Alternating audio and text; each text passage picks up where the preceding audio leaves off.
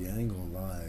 Lucy is one of my favorite sci-fi movies, but pretty much every sci-fi movie is my favorite because I just freaking love sci-fi movies because they remind me of my dreams so much because you know that almost every single director got their ideas from their dreams, and most sci-fi movies have something to do with either a simulation. They're talking about how we're trapped in a simulation, inside a simulation, inside a simulation, like the 13th floor, like the Matrix, like Dark City, or it's about dreams, like Inception. You know what I'm saying? And that's what makes me love it so much. Or it's about time traveling to the future. Um, like the Tomorrow War, you traveling back in time and forward in time, stuff like that. Terminator, or you know what I'm saying? It's like always asking these deep philosophical questions. It's almost like sci-fi movies should just be called mind movies because they're literally about your mind. They always have this deep philosophical message.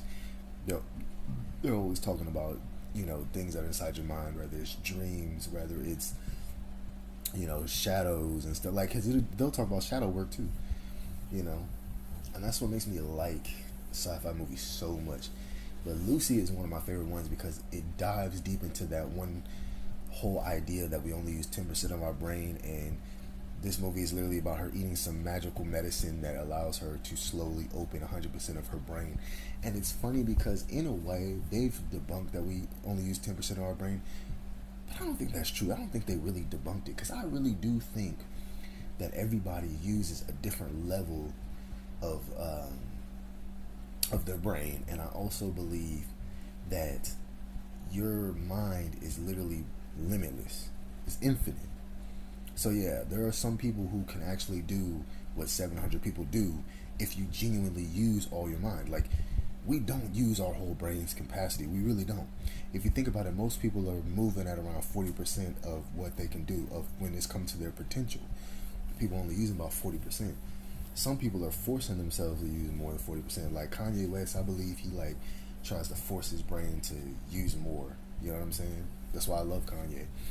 And I think that people should use way more than they use, because when you're only like really going at 40% and you're not really tapping into your endless potential, it seems like it's kind of a waste of time. You know what I'm saying? Like, I feel like a lot of the time, a lot of people don't really use their time wisely, and that's why they don't become famous. Because pretty much anybody can become famous, and everybody finds a different way to open their mind.